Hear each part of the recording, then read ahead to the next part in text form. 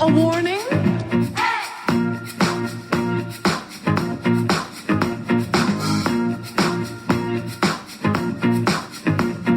There ain't nothing to worry about.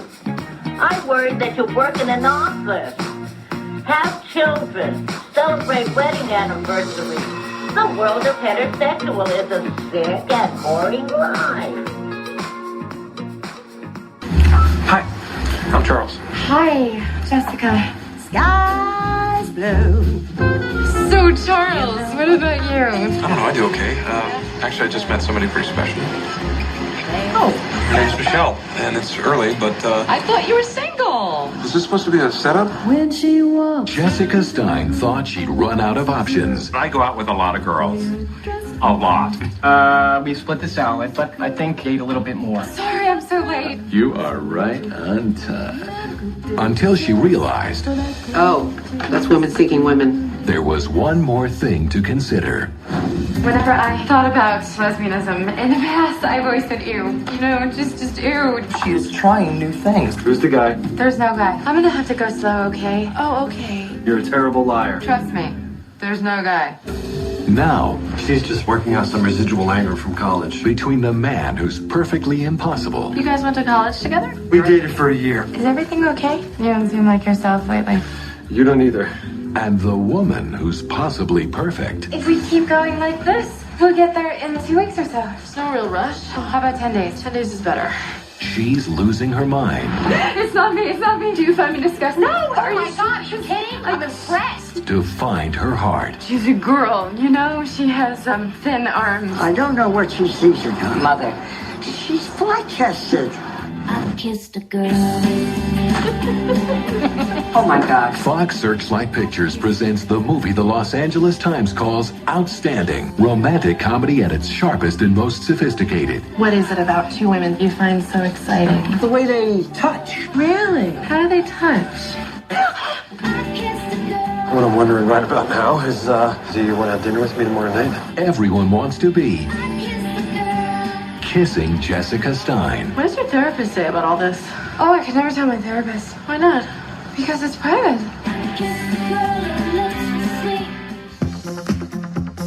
Welcome back to the show, listeners. Welcome back. You guys, I'm very happy that this guest suggested this film. It's been a while since I've watched this movie. It has for both of us. But, you know, I think this movie was very formative for a lot of people. I had some, I don't know. I don't want to say strong opinions. We're gonna discuss and unravel this film today. But I'm very excited that we're here talking about it. It's long overdue, I would say. Mm-hmm. And all of our East Coast listeners, again, a preemptive. I'm glad we have a New Yorker on the call. Yes, that part. We definitely needed a New Yorker for this movie because the two of us would just be lost in the sauce here. But my name is Pete, And I'm Scott, and these are the movies that made us gay. Yes, indeed. Very special guest today, writer and author of essay collections Dyke Delusions, Samantha Mann. Welcome to the podcast. Sam, welcome. Thanks, guys. Hey, Pete. Hey. Hey, Scott. And I think, Pete, off the bat, I think your strong opinions are correct. Yeah. I know most millennial lesbians that I know have a real... This movie is very triggering to them. Yeah. Sure. I think a lot of lesbians, it's hard for them. And what I'm hoping is that by the time we're done today, I can have changed everybody's mind a little bit. I think, you know, this is why representation in film is so important, because now there's so much writing on this femme for femme film that it Yes. means too much to too many people, and we can't just have it be the film that it is. But I think if we switch our POV a little bit, by the end, I'm hoping more people will come around and have the fond feelings that I do. No, I think you're absolutely right. And I think it really does come down to representation. And at the era when this movie came out, 2001, you know, we're into the 2000s. We're moving past the kind of cliche like 90s gay movies are just terrible, right? And we're getting into this really feels more like a proper movie. It doesn't feel like something that was kind of like super independent or thrown together. The script is funny. That's the thing. It's like it's funny. It's well written. It's smart. And these characters are likable. So at the time, I think this movie was so fresh. I mean, I think it still is. I think it still is really fresh. Mm-hmm. I think the comedy, I agree. The comedy's there. All these characters are really great. The lead, Jessica, played by Jennifer Westfeldt. I mean, I don't know. I can't really fault a lot of the screenwriting. Agreed. And I think for the East Coasters and New Yorkers, there's like a block of films. So like this film, Keeping the Faith, You've Got Mail, sure, The Hours, early Sex in the City, I think makes a lot of us like, it makes me nostalgic for a time that I was never going to get to be a part of anyway. But I think of those classic New York City films where like you had to be somewhere to be a part of the thing. There's not social media. Yeah. I love the clothing is so like simple and Gap was its best. I think aesthetically it really stirs people in a positive way. Oh, absolutely. I agree. And I do remember that Gap era when it was just like, I mean, those Mellow Yellow commercials in the early 2000s. They hit. Yeah, they had really, us all in a chokehold. They really did hit. And yeah, I think it's also very much like you said, that era of New York, that magical era that, so many of us really yearn to be part of. But again, like you said, we're never really going to be part of it. It has that very like Real World Season 1. Sure. I kind of think of this movie. Also, first, let's give this movie a formal introduction before we get let's do that. Super into it. Get your paperwork out of the way. Such like a big like preface for this movie. I love it. We watched Kissing Jessica Stein, directed by Charles Herman Wormfeld, written by Heather Juergensen and Jennifer Westfeldt. I hope I got all of those names right. Debuted April 21st, 2001 at the LA Film Festival and went on to its limited United States release March 13th, 2002.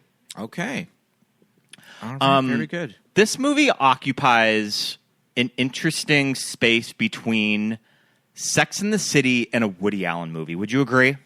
Listen, as a good feminist, I don't really know of Woody Allen. I don't know of his films. I don't care that much about. I get a lot of early Woody Allen from this movie. I love that. By the way, I hear that though, and I respect that. I do get a Sex and the City vibe, which as like a young person, I was very drawn to like the glitz and the glamour and the lipstick and the shoes and the drinks and the cocktails. So yes, but like I said earlier on, this is New York City. This is the early 2000s. This is. Jessica comes from a Jewish family. So the two of us are a little out of our depth here when it comes to the ins and outs of that. But I do think that this movie kind of makes it so that you don't really have to have grown up in that atmosphere to be able to just follow along and understand what's going on, and you don't really have to be like, well, I'm not Jewish, so I don't understand it, or I don't feel like I can connect. No, I don't think that's the case. I think that the characters, I mean, the first scene in this movie starts out in temple. Yes, and specifically in Yom Kippur, or no Jews in the house? No. No, okay, so Yom Two Kippur. Catholics here. Yes. Okay. Yom Kippur is like our most serious holiday. It's like opening up a film at like Easter, like not Christmas. So it's like different, like it's heavy, like Yom Kippur, you're fasting, you're atoning. And I think all of that plays so nicely into Jessica's character. I feel like she's constantly atoning. So I feel like that was a great opener. But I do think most people have an overbearing mom or an overbearing grandmother. So I don't think you need to know, but I do think for Jewish East Coasters, it's very clear, like, who we're with, what type of people we're with, and, like, what this family's about. Right. There's a line in there at one point where she says, I'm a Jew from Scarsdale. Yeah. Yes. I can't be doing this. And, like, my reference, like, probably when I was watching this, I was like, I think Ross and Monica are from Scarsdale. Yes. I was like, okay, I see it now. I can draw the connection of like what that means, right? As an outsider. Yes. And just this idea of like, okay, you can go and do your 20s and your 30s in New York City, but when you want to go and raise a family, you're going to go and move to somewhere else, maybe the suburbs, and Scarsdale's probably going to be a great place for that. And that's where, Jessica and her family are from. And so I'm like, okay, I can start drawing the lines and putting the connections together. But yeah, and like you said, I think, having the overbearing mother and being kind of guilt ridden and like, when are you going to get married, have kids, all that stuff. That is something that is just, that crosses cultural barriers. All cultures can relate to stuff like that. Yeah. Ethnic families maybe a little bit more so, but totally. Yeah. Yes, absolutely. But I think everybody can agree with that. But also just some of the touchstones from this movie. We love Jackie Hoffman in anything. So good. I mean, so happy. And I don't know if you all, I'm sure, finished watching and just like that. So like I watched this week and I got to see Jackie Hoffman as the Pie Lady this week. It's just so happy to see her around being Jackie Hoffman. I mean, she can only be herself. And obviously we have Tova Feld. What's her last name? Tova Felcha, yeah. I mean, such a classic person, like theater, New York City woman. It's just like New York City people in this New York City film. It just feels so cozy. Yeah, absolutely. Mm-hmm. I did love when they're in the, skipping way ahead, but when they're in the bridal shop and Tova Felch is wearing her mother of the groom, suit, and she says something about how heavy she is, and I'm like, oh my god, her figure is so. Yes, that's so very Jewish. Jewish moms are obsessed with like their weight and their daughter's weight historically, so that's very on brand. I was like, she's so thin and she looks wonderful in that dress. What is she talking about? But yeah, this movie right away starts off like. I guess it's part of the era too, because Jessica's initial apartment that she lives in, we love talking about like apartments and sets. Yes, love and all this that apartment. Stuff. The spiral staircase. Yes. That's something that does not exist on the West Coast. And it's not really, it does exist here. You can actually get a duplex like in Brooklyn that has a spiral staircase. But what I love about this, and again, feeling nostalgic for a thing that doesn't exist anywhere anymore, their apartments are so plain, and the way that they're thought about, like from a film point of view, everything was used to just be livable, and now everything needs to be so aesthetic for Instagram. Like it's just not how we create a space anymore. There will never be a time where our spaces are just for us to be lived in anymore. Like if she had a bookcase now, if this movie was made, it would be like color coordinated, it would be organized, the bed would be different. Like everything is just so refreshingly plain. I did notice that about Jessica's apartment as opposed to, gosh, I can't remember the girlfriend's name now. Helen, yeah. Because Jessica's apartment, while it had the spiral staircase, which is very cool and out of the box, the rest of it was just like, okay, she's painting. She's got her kitchen was just a little small galley kitchen. So it wasn't like this fabulous, over-styled space. Right. It was which I think makes sense. Yes. Yeah. She Jessica doesn't know who she is. Right. So how would it have her personality all over it? Yeah. Like Helen knows what she has her own interests. She has her own hobby. She's like more of a fully formed person than Jessica. And I think her apartment really reflects that. Right. And Helen's apartment had the mattress on the floor. I know. That's so I was just like, no bed frame. That means that she's an artist, Pete. Yes. Mm-hmm. Against early 2000s, yes, that means you're an artist. Against your exposed brick wall. I kind of wanted Jessica to comment on that. Yeah, I feel like Jessica would be the kind of person that's like, you need a bed frame. Right. Also, it's like, hello, bed bugs. Let's lift it up. This is true. We must have a lift. But talking about Jessica's personality and the type of person that she is, again, one of the first things that we see outside of the moment in Temple is her in her apartment, and it sets up that she's an artist, but it also sets up that she's eating leftover Chinese food, a cup of coffee, and a glass of wine. Yes. I'm just like, oh my God, that is diabolical. That is, I feel like that's more of like, in my thought, like when I saw that made such sense for like who we were told like single working women were at the time. Like Bridget Jones is definitely having a glass of wine and something out of a plastic box. Yes. Carrie Bradshaw, I don't even know how to use my kitchen. I think that's very like third wave feminism of like, we couldn't possibly cook and be career women. So I almost feel like that is just like an artifact like of that period of like feminism. Sure. It's almost the prototype of like the Kardashians with the giant salad and the clear I plastic use my mugs. I use my oven for storage. Just shaking. I think that Carrie says at some point on Sex and the City. Yeah, yeah. Exactly. So, okay, we get our series of fun dates from hell, which I kind of love. Loved. Gives me very early Sex and the City episodes. Yeah. But I really enjoy the way that they're set up as, yes, these are bad dates. One of them is clearly gay. One of them is like very gross and oversexed. And it's like, all right, buddy, like calm down. And one of them is like super, penny pincher. But then when it gets brought back to her later on of like, okay, well, one of them you were crazy late for and was still cool with you. And, one of them was just a little kind of, a certain way about how you wanted to pay. And just kind of giving you the two sides of things. And you're like, yeah, she said, I'm sorry, I was an hour late. Right. No, that is crazy to be an hour late and then be mad at the person you're sitting down with. Yeah. Yeah. For him being a little like, ooh, you look really hot. So, okay, I guess we should just dive right in because the whole idea of this movie is that Jessica is, she's a single girl. She's a successful kind of a career woman. She's got a great job. She is a journalist for a New York newspaper who does not answer emails. I thought that was an interesting character note.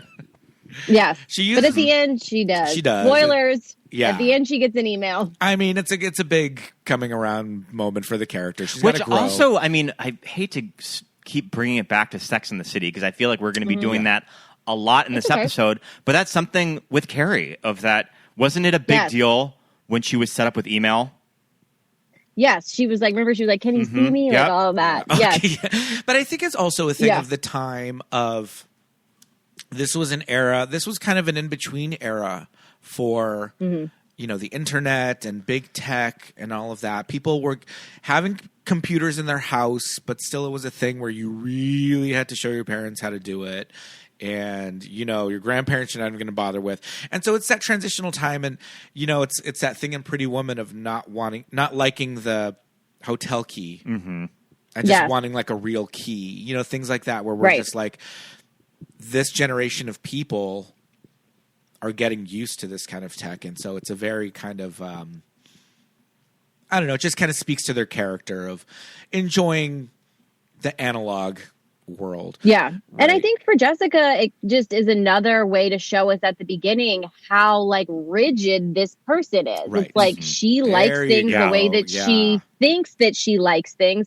She doesn't even have that much experience with email, but off the bat, she's like, I don't like email. Right. I could ever be a Harishna Karni. Like I could never, I would never like something. I know how I feel about things before I even try them. So I think it also is just a way for them to show how concrete she is about thoughts that she has about herself before she even tries anything. I love that. That's a really like great point.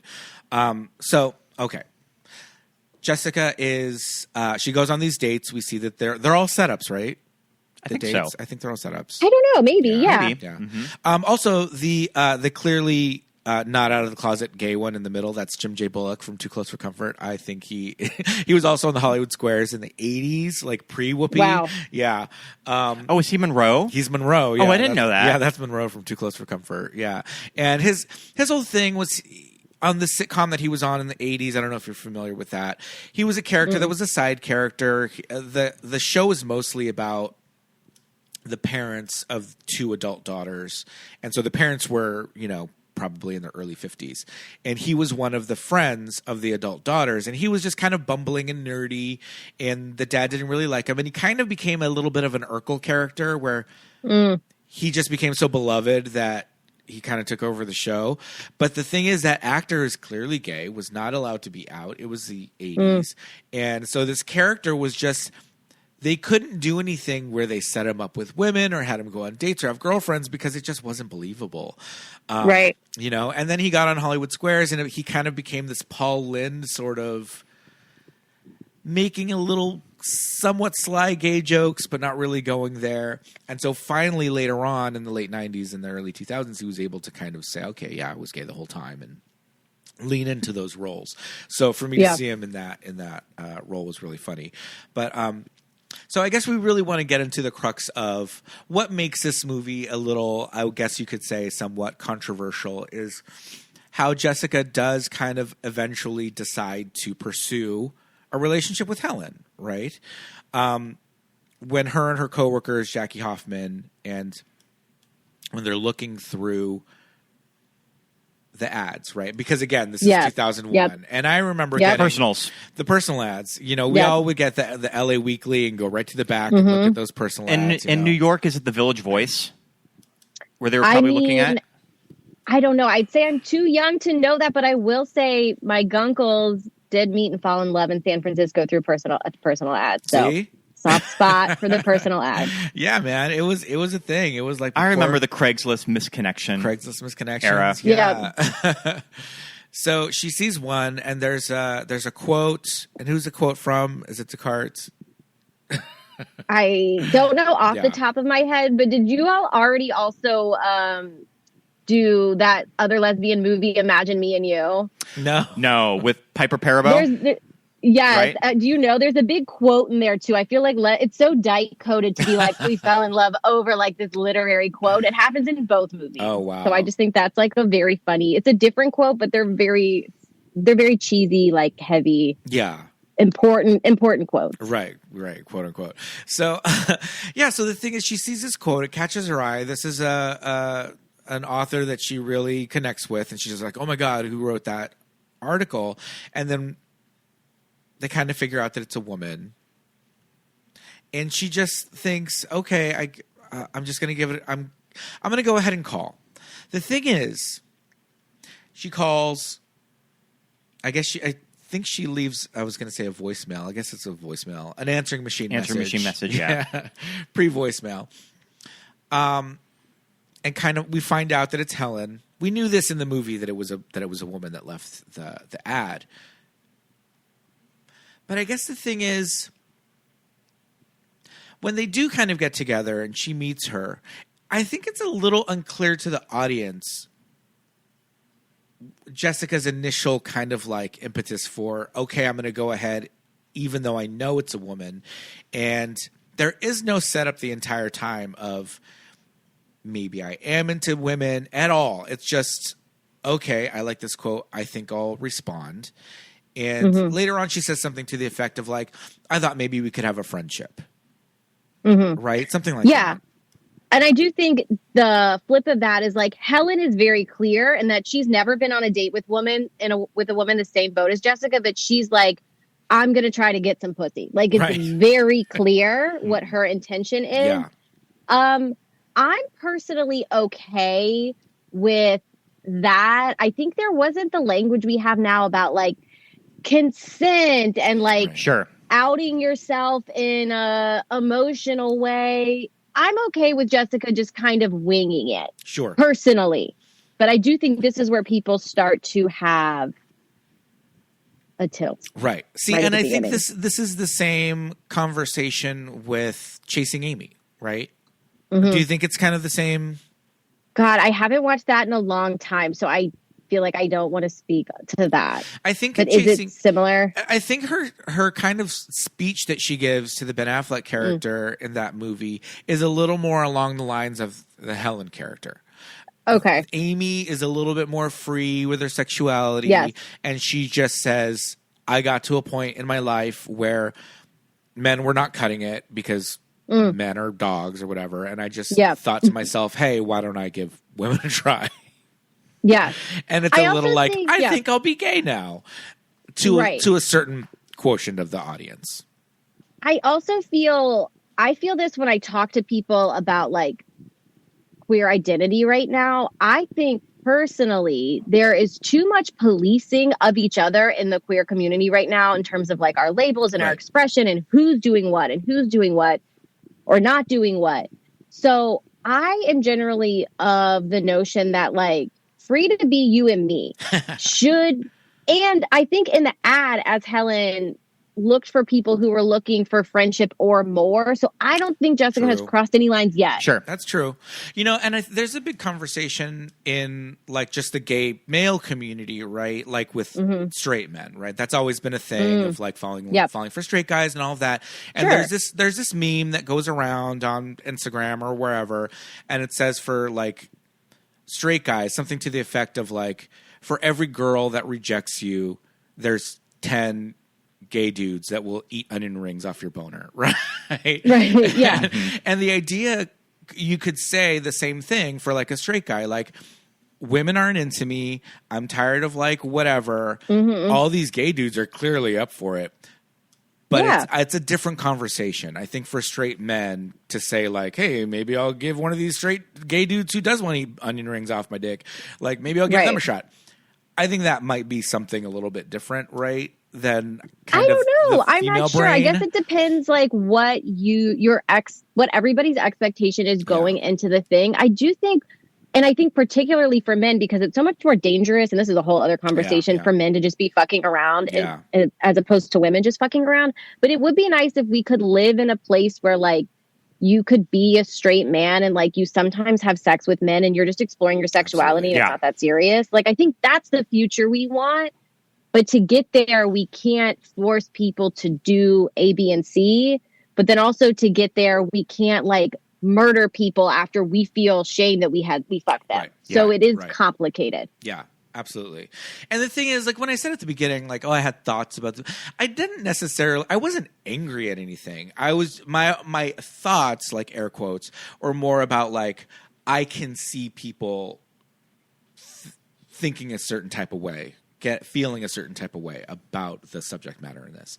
And yeah, I think for me, my own self, like my own thoughts and I don't really see any issues with what's going on. And I don't really, like I said, I think that whole idea of, or what you said about like, hey, I think fluidity and all of that, it's kind of part of everyone.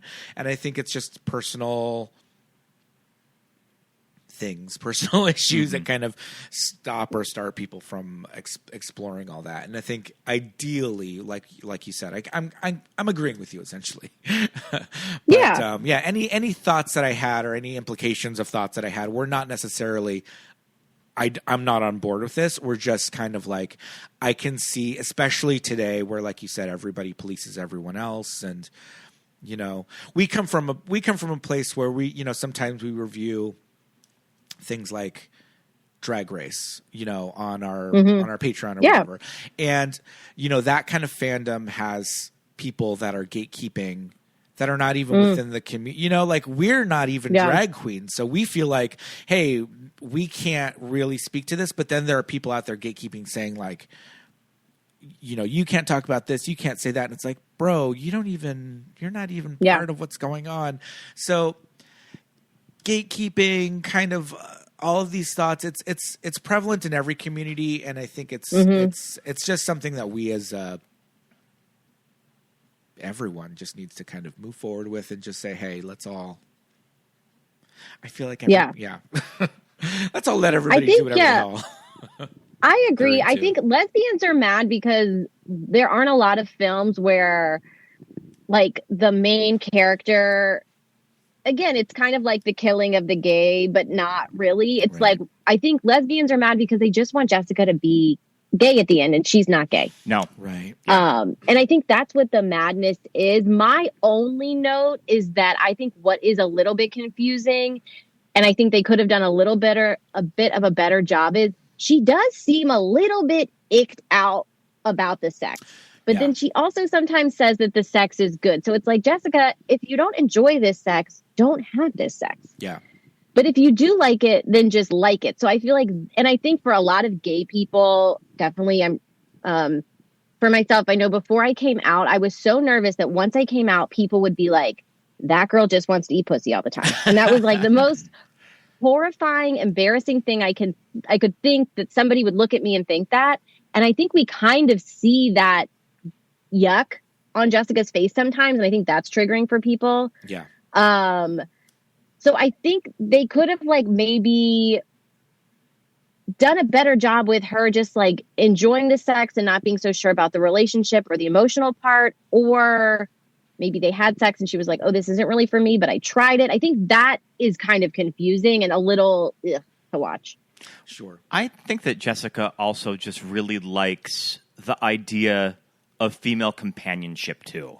So I think that's kind of what draws her into this relationship like the most too, which I think is kind of interesting to see in a movie. Yeah, I think she does. And I think a lot of women do. I mean, there's a lot of straight women who say things like, I wish I could just live with my best friends. I wish I could just be, wish I was raising children with my best friends and not my dumb husband. So I think there is a lot of that. This would be interesting to see as a movie made with men, because I do think women have a lot more allotment to explore their sexuality in a way that is viewed as like sexy and fun and exciting and like discovering yourself that men obviously don't have. Yeah. So I think that makes this movie also, though, easier for public consumption. Yeah. And then the character of Helen, who when we first meet her, we should kind of talk about her character as well. So she, she works at this gallery. She does not own it. Right. she just works there. But immediately when we first see her, when we're first introduced to her, we see that she has a boyfriend who is an older gentleman who we later find out is married, I believe. Right. Yes. Yep. She has a second boyfriend who's played by Michael Showalter from Wet Hot American Summer. Not early 2000s Michael Not Showalter. early 2000s Michael Showalter. As the He's like fuckboy love interest. The cute bad boy. The cute bad boy. Maybe, I think. And then who's like her second boyfriend. And then she's also has kind of what I think is implied to be like an ongoing relationship with like this delivery guy. Yes, right. just like a sexcapade. Right. Yeah. So, which is fine, but Totally. This is the type of woman that she is. She's very, accepting of her sexuality. She's a liberated 2000s woman. She likes sex and she has it as often as she can. And that's her gig. And so she's just like, like you said, she just decides to, open herself up to, see what it's like with women. She's never been with a woman. It's explained with her gay friends, who I love. I love the gay couple. I love the friends. They're very cute. And so that's how we get introduced to Helen and her writing of this personal ad. I like this character. And I think Helen's I love this character. And I think if lesbians could just move their POV from Jessica into Helen, it's like we get Helen at the end. Like, spoiler alert, Helen turns out to be a lesbian. Yeah. Helen is so cool, so open-minded. She works at an art gallery. She's hot as hell. Like, ladies, we get Helen. Even though the movie is called Kissing Jessica Stein, like, we get Helen. Helen's the character Helen's the character that you would want to date at the end of the movie, too. Of like, she's the one that like you would want to be. Yeah. Yes, you want to be Helen. You want to date Helen. You don't want to date Jessica. Come on. Not fun at all. And I think as like I was like there weren't a ton of like femme for femme representations when I was growing up. And I guess there still aren't like a ton.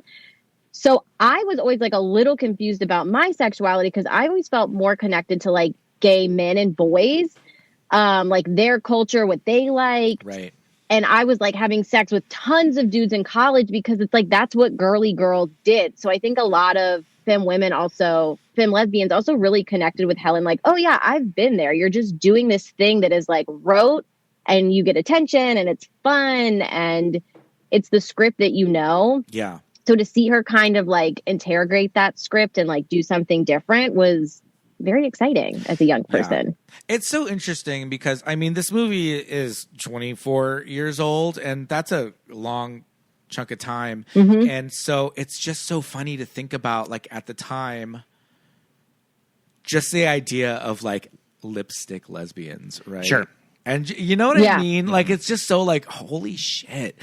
It's so crazy how, I mean, even within the gay community itself, there's a lot of, like, oh, well, you're this way. Well, then you're, XYZ, and that's what you are, and that's how you have to identify and all that. And it's like just kind of wanting to have labels on things. Yeah, the whole like labeling system and like verse and bottoms and this and that and lipstick and butch and all that.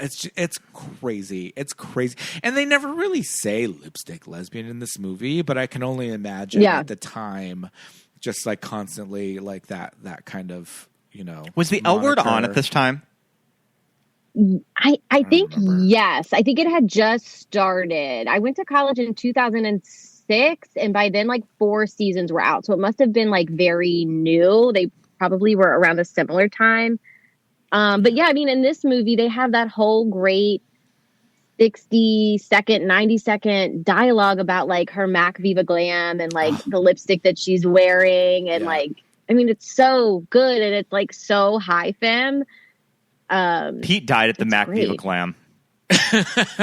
Well, Mac Viva Glam, that was the first, you know, that was the one that they donated. That was like for charity. They got RuPaul to do the of course the ads for. Yeah, and it's I always bring it back to season 1 of RuPaul's Drag Race when they did a challenge based on the Mac Viva Glam, and there are all these these I am drag Mac queens. Viva Glam. I'm a Mac Viva Glam diva. Okay, I am a Mac Viva Glam glamorous diva because I am beautiful, but also because I care. I was saying that for like 10 minutes. Yeah, it's such a part of the culture. So to see it in there was really, it's like so funny and fun. Yeah. You know, just that moment though, in particular, when they're talking about like her lip shade and how she like blends her lipsticks to like get this perfect shade. And I was just like, oh my God, I could never, like there, but for the grace of no God, I could not wear makeup for a moment of my life. I'm just that like, sometimes I'm like, oh my God, I'm so lucky to be a boy. Cause like I couldn't deal with it. I can't. I can barely bring myself to trim my beard and not look like a crazy like hobo, you know? Like the fact, like mixing makeup to make the perfect shade. Wow. I've been trying to women like blow my mind every I've been day. trying to use a pencil on my very light eyebrows, and it's kind of a journey. Yeah, it's kind a of nice pencil is good. But again, I think in that scene, Helen is just saying, you gotta open up. You know, we have so many examples in this movie of people just trying to help Jessica open up, because Jessica's like, no, I couldn't possibly blend. I can only use one. Yeah. So I think, again, it's just such a good scene of like her rigidness, but for the first time in this scene, she's like kind of curious. She's like, could you tell me about the blend? Yeah. So I think that's one of the first times she's like kind of opening up to this idea of openness. Yeah. Well, it just all comes down to the fact that this is a really well done screenplay. Are you familiar with the off-Broadway play that this is based on? Written by these two? I'm not, but I know like the lore. Yeah, of it, just kind of workshopping these characters. It's Helen and Jessica, right? Yeah. It's the two of them Which wrote I it love. together. And also, and I don't, was she dating John Hamm this early? Do we know? I believe she was so, dating John Hamm, and but yeah, he's so cute in this movie. he is very cute in this movie. in a Such a very cute throwaway little scene that I'm like, oh shit, that's John Hamm. Who With his little hair. the floppy hair from when he was on Studs. So cute. Yeah. I do have some issues with John Hamm because Kathy Griffin and someone else, another lady comic. There's always mentioned, stories of John Hamm. of just him. Ooh, listen, not. I'm happy to shit on John Hamm. Yeah. I don't care. I do not care about this man. Yeah, Jessica for life. Go for it. Let me hear it. Yeah, no, I mean they're not like essay or anything crazy like that. It's just a little dismissive of women. You know, and wow. Which is interesting because he worked so well with Tina Fey on 30 Rock, and he just became kind of part of that crew for a while. But I don't know if it was just all the Saturday Night Live connections. But Kathy Griffin in particular has mentioned a lot of moments of being at dinner parties or social events, and him just being a little dismissive of her and her work, and just like. Yeah, and just her kind of seeing it with other women like at the table, and I was just like, "Ooh, I don't know if I like that." And I can kind of see it, but I don't know. What do I know? I've never met him. I would say in Kathy we trust, and Rose McGowan we trust. Right? I feel like and Courtney Love we trust. Yes. So if you're hearing those things, I would say dead ass. I'm sure. Yeah. Yeah, absolutely. I love that Courtney has finally had a little bit of a reckoning with like, I told you motherfuckers. Yeah, she was on camera telling the truth about Weinstein years ago. Yeah. So spooky to see those clips. Yeah, crazy, chilling. So spooky. But yeah, I think the fact that they were able to workshop these characters and do these kind of shorts and all of that really speaks to how kind of well put together and how tight the script is. And like you said, every little thing is there to build up Jessica's character and inform us who she is and how rigid she is and how opposite kind of Helen is in her point of view. So yeah, I think it just kind of really helps that the two of them have that relationship before the movie. We were just talking about that quote, and when they like are falling, when she's like deciding to fall for her, I was just also thinking about the word marinate again. Yes. That's a word now I use like in my vernacular all the time. We were talking about that as we were watching it. Yeah. It's such a fun, I mean, again, like you were saying, like the script is so well written. It's just so good. Yeah. So I just wanted to make sure we got marinate on the air. No, absolutely. When it came up, we were like, it's pretty normal to use it outside of cooking now. Yeah, we were like, was that innovative in 2001? Because it's kind of, you know, I feel like we use it all the time. And maybe it was from this movie. Maybe. Yeah. I wanted to mention I think it's really interesting when you look back on particularly comedies of this time capturing a pre 9/11 New York, of that this movie was shot in 2000. It went to film festivals early 2001. It debuted at Toronto the day before September 11th. Holy shit. And then it went on to its limited release in 2002. They did have to take out shots of the Twin Towers, but it kind of sneaks under the radar of capturing a pre 9/11 New York that I think is really interesting to look back on now. Would you kind of agree? Yeah, I think all those films that I mentioned up top are all pre 9/11 films. And there's something about that time.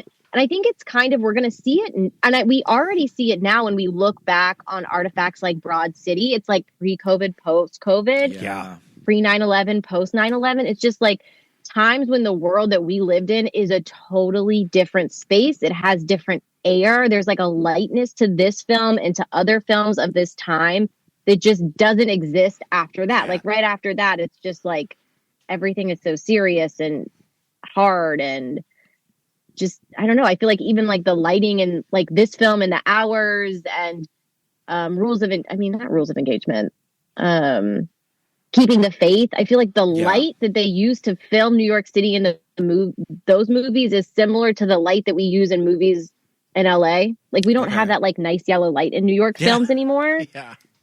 Yeah, you're right. Yeah, there's definitely something there. Keeping the Faith is very bright. You're absolutely right about that. That's funny. I haven't seen Keeping the Faith in years. I used to love that movie. It's so good. Give it a whirl. I have to say that whoever of the two of them chose to eat at an Indian restaurant on a first date is kind of insane.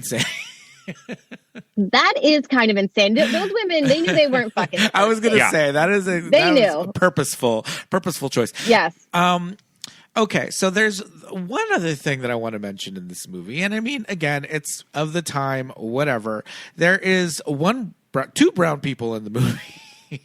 Yes, I noticed that as well.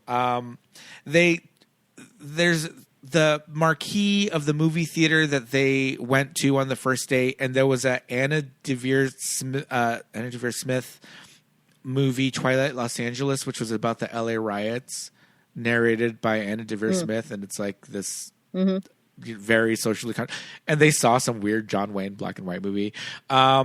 It's this New York City that it's the specific section. Where do they live in the movie? Are they in the I think they're downtown folks. Okay. Yeah, they seem downtown. Okay. But yeah, I mean, it's a product of its time. So, I mean, I guess we can give it a little bit of a leeway, but yeah, I think that's always a note. I think that's a note now. I just finished watching The Hunting Wives, and there's one black woman in the whole film. I mean, in the whole series, there are no black people. Yeah.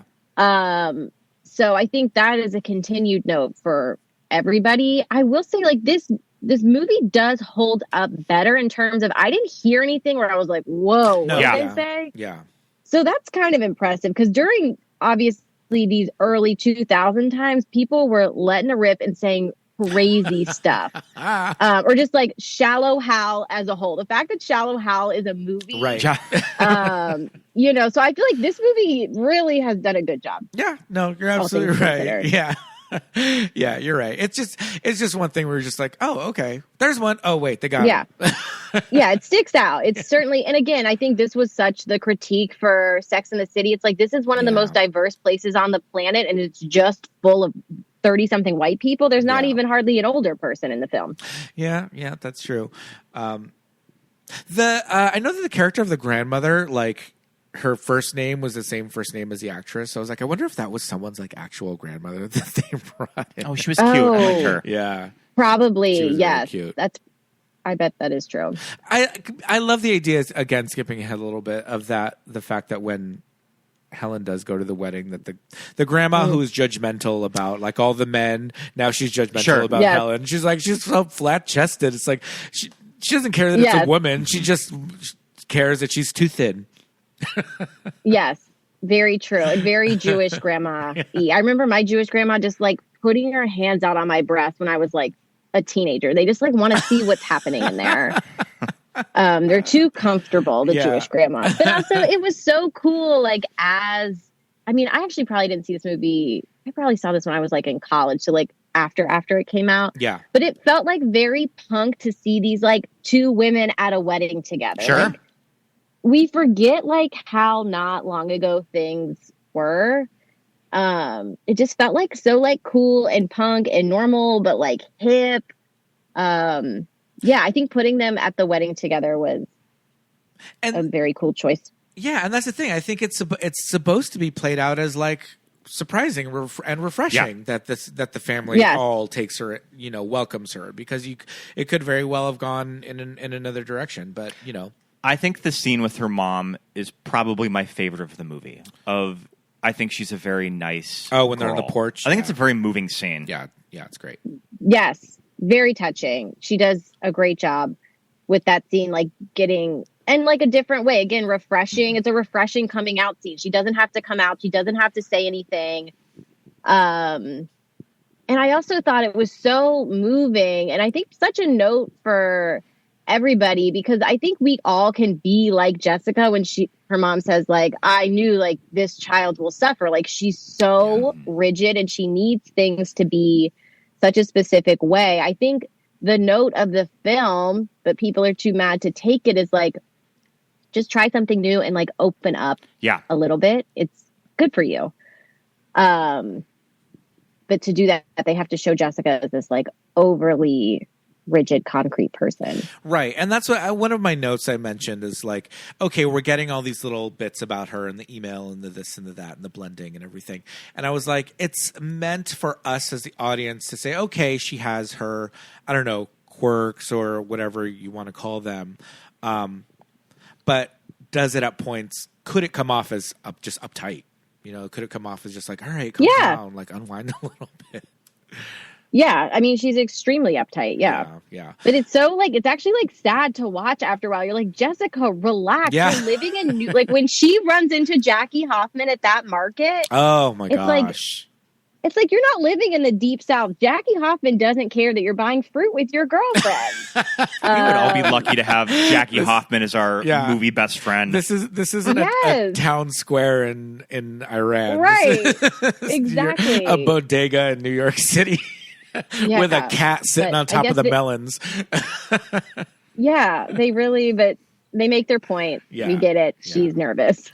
No, absolutely. And it's like, I feel like, people have been there. I feel like I've been there. You're just like, even when people are open to it and people are open-minded and all that, you just kind of still edit yourself, right? You still kind of edit what you can and can't say. And, it just depends on the person. Some people don't edit themselves at all and are just like, this is my boyfriend, this is my husband, my wife, my girlfriend. And there's some people out there that are like, I could never say that. I still are just like, this is my friend and we're really close and we're,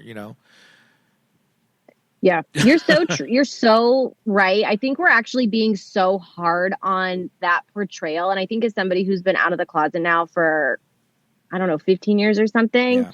You really do forget. First of all, it's like we live in a different time. Yeah. This was a more difficult time. But I remember showing this movie to my then girlfriend who was in the closet, who is my now wife. So everything turned out okay. But she was so deep in the closet. This movie like really wrecked her. She was so upset that I made her watch it because she really saw her like not wanting to come out of the closet so clear in Jessica. Yeah. Like it really isn't easy for a lot of people.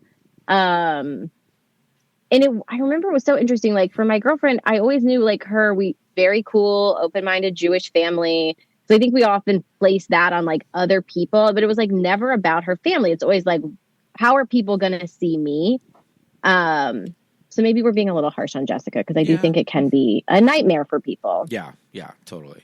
You mentioned, Scott, the scene with her mother being kind of your favorite scene in the movie. And we were just talking about how great that character was and the actress, Tova Felcher, how wonderful she was. But we were both like, is this very like you could sub in like a Linda Lavin? Did they go for Valerie Harper? Did they go for Valerie Harper, who is not Jewish but plays these characters a lot? Right? Yeah. A very grown up. Listen, Rhoda. some tea on Tova. I have a friend in the theater community who heard that during Funny Girl, Tova was such a psycho with Leah that it like Leah Michelle was like crying to people all the time because Tova was like up her ass constantly, like being insane. Oh my god. So that's the Broadway tea I have. She's apparently like a very anxious performer and was like, am I doing a good job? Do they like me? And Leah Michelle was like, I have a baby on set. Like, I don't know that I think we're all doing okay here. So that's the tea on Tova. And that's coming from Leah Michelle, who's probably pretty tightly wound. I was going to say, listen, Leah maybe needed it. Yeah, it seems like the wrong person going to the wrong person for help. Yes. That's kind of funny. But she's great in this role, and we love it. She's great. And she was great in Funny Girl, too. She was wonderful. We were both like, should we try and go? I mean, I know it's a whole cross-country trip, but it's okay that you didn't. It's okay. Yeah, it was fine. I think it was one you of those... should have come for Gypsy. Oh, sure. Yeah. I think you should have come for Gypsy. I think Funny Girl was one of those things where we were like, if we find ourselves in New York and we're there, we'll go. It was great, but it's fine. Yeah, sure. But I think all the scenes, especially the dinner, and again, I know it's written a certain way, but they're all pronouncing Shabbos. Mm-hmm. There's a T on the end of it, so I'm like, okay. Yeah, that's just like your cultural, like where you're. Okay. Yeah, how you. So if I were to say says it. Shabbat dinner, like you wouldn't be like, that's not how you say it. No, my family said Shabbat dinner. I feel like it's like a northern thing. Oh, okay. I'm from the South. Okay, I see. So yes, that whole dinner scene was great. I loved it. I love this the setup of the guy there, and he's this computer like, tech guy. And everybody's like, Jessica hates computers. But which brings me to, we have to talk about the ex that's now I was going to say, we have to talk about the ex-boyfriend. Yeah, that's now her boss at the newspaper. Right. That early scene at the dinner party was rough. That was rough. And that was hard for me as a viewer to come back around to this guy. Because I was like, that was mean, bro. Like... Yes, it is weird. They don't give him like a save the cat moment. Yeah. Like he literally berates her in front of a bunch of people and then they kiss 60 minutes later. Like it doesn't really, they could have done a better job building that relationship. I'll say also, like, I actually don't even know what the grab is for either one. Like he seems like he hates her, kind of. Yeah. I don't actually know where the interest is for either one of them. I don't think that is given to us. So that does feel like a miss. Yeah. And it almost feels like when he finally does see her with someone else, with Helen, that's when he's kind of like, oh, maybe I should, I don't know. Yes. At the wedding, right? Right.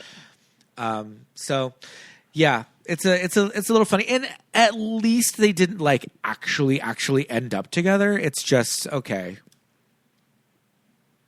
they're talking, right? At the end of the movie, it's not like they're... Yeah, I think they're going to go on a date. Yeah. Yeah, I think they're going to go on a date, which is fine. Date feels implied. And we were talking of Do you think that an early 2000 audience probably couldn't handle Jessica maybe ending up alone at the end of the movie? Well, That absolutely. She has to be with someone. Yeah, I mean, that's still the issue now. I know a couple of women who have written really interesting novels or memoirs that have done very well, have taken meetings to have them turned into a show and ultimately can't because the show is like the book's about them being alone. So I think that's still an issue. Like women to be consumed by the public need to be married, looking for a partner, wanting to have a baby. Yeah. Or you can do something like fantastic with your career, but you can't just like be a person, which is kind of where Jessica is at the end. Like she is starting to do an art, but she isn't like at the top of her field. She doesn't want a baby. So I think in terms of what we're allowed to see women do, we have to set her up on a date before we go. It would have been very cool. And so Dyke coded in a way too, to just have her at lunch with Helen at the end as friends. Yeah. Like we need that whole whatever storyline that is. You probably could get rid of that whole thing. How does And Just Like That end? And the woman ended up alone. I don't know. Did you watch the whole thing? Yes. The whole thing about the woman, we can't. The woman. But the woman. Could you imagine reading an entire book and not knowing the name of the character? So true. I haven't seen that note anywhere. That's a great note. The woman. But yeah, that's the whole thing. What is it? She's on her own. She's on her own. She's on her own. She's not alone. She's on her own. But yeah, I think, listen, Carrie should end up on her own. That is how that series should end. Agreed. And this could have ended that way as well. Yeah. But I mean, no, it begs the point that here we are 25 years later and they're still struggling. That's the whole issue of Carrie and her book this season was just like the note from the editor. She got the big note. Like we don't want to see it. Yes, that is the note. I think that women in publishing, Hollywood, wherever, women that are creating stuff, that is the note. So again, I'd be curious to know if they have a version of this where that man is not even involved in the storyline and they were like, you have to add him. Sure. That would be curious. Like, I wonder what the stage show was like. Yeah. The production of this movie, it's like I said, it feels like a proper movie. I know this couldn't have had like the biggest budget. It's not like this huge like blockbuster or anything. They still got those New York scenes though. But I was gonna say there's some of those shots like outside of the dress of the dress shop, and they're having that argument on the street, and you could see like people in the background looking. It's like they just picked that up. Like one of the cab scenes I was reading that it's one of the big discussions with Helen and Jessica in the cab that they just hailed a cab and slipped the cabbie like $50 to just film this scene, and they put the sound person in the trunk. Oh shit! And they just quickly did the scene. Yeah, but very cool. I mean, it's cool to hear about that kind of like guerrilla filming. Yeah, and the fact that you can see it, especially in the argument outside of the dress shop too, because it's like on the one hand, okay, there's a camera like filming these two women clearly like shooting a scene for something, so people are going to stop and look. But also they're having an argument in the middle of the street, so that could just be ambiance. That could just be people passing by. I would look at people having an argument on the street. So I think it doesn't necessarily take you out of the movie as like, oh, those are just people trying to gawk at the production. Those are people like, oh shit, those two ladies are fighting. I wanted the woman working in the bridal shop to come out and be like, can we maybe take this inside with these dresses? Yeah. And I will say one great thing or something I love about living in New York City is like once or twice a week, I will see a couple screaming at each other on the street. I've been that couple yelling on the street. Yeah. And it's such a funny New York City thing. Like when you're with your partner and there isn't a lot of gawking, like people are filming. I'm bustling past, sets all the time, bustling past people fighting. Like you feel so smug as a couple when you as a couple pass a couple fighting and you're not the one fighting and you can like give each other the look like that's not us. So I think that's like a very real moment. And I'd like to watch the people in the background again because I bet people are just huffing on by feeling smug, or they just like don't give a shit. Yeah, for the most part, everybody's walking by, but there's a couple. Yeah, and, yeah, it's interesting too because it's a handheld camera and there's no coverage; it's all one shot. So, and I'm sure that was purposeful, and so each time one of them is kind of giving their side of the conversation, the camera switches back and forth, and the cameraman's kind of walking around them, and it's giving the scene like this energy. And you can kind of, I would say maybe there was one time where the camera person was just like, okay, those people are looking now. I'm going to switch to the POV and look at her looking instead. too much. Yeah. But for the most part, everybody is just walking by. And I was going to say, I would imagine in New York City, there's probably filming things everywhere all the time. Yeah. And you're always like, God, please don't let me be in this shot. I feel like most of the time people are like dodging stuff. Yeah, you don't want to have to sign a release today. They do it that when you cross this line, you are officially like signing away to be under camera of whatever that they're filming. Cones. Yeah. If you don't want to go around. Yeah. I do also appreciate that it's a very New York movie, but it doesn't really feel the need to have New York establishing shots.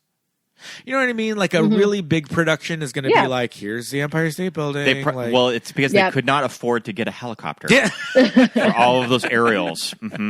Yeah. But I mean, even in the scenes of Jessica jogging, and it's like you get these shots of the city, but it's just a city. It's not like particularly like here's the New York Public Library or whatever. We always talk about that stretch of Central Park that you always see jogging in movies. There is a stretch of like it's the Jackie Onassis it's that river, gate that you always see. Yes, and those two buildings in the back, Yoko Ono like had an apartment in one of those. So you see those in Sex and the City. It's like a famous hotel. There's like Dakota? Two structures. Yeah. I don't know. Because I know that Yoko Ono lived in the Dakota. I think that Sean still lives there. Well, yeah, and that's right off Central Park. Yeah. Yes. So that the Jackie Onassis River or Reserve or whatever is always that loop that Upper West Side. Charlotte York is going to be jogging. Yes, that's exactly where Charlotte York is. But yeah, the way that it's filmed, this film always to me feels for some reason like a cozy fall film. Yeah. Oh, absolutely. It just feels cozy, and I think it doesn't have those huge shots that you're talking about. It feels like very like cozy sweater, wine bar. There's a coziness to the whole thing. Yeah. But again, us being very like West Coast, like Los Angeles people, for what I know of New York is from like movies and television, Broad City, and all of that. So I'm just like, okay, I know Zabar's. Yeah, but you do. I mean, that's what it is. That's what it still looks like. It looks like that now. That's exactly what it looks like.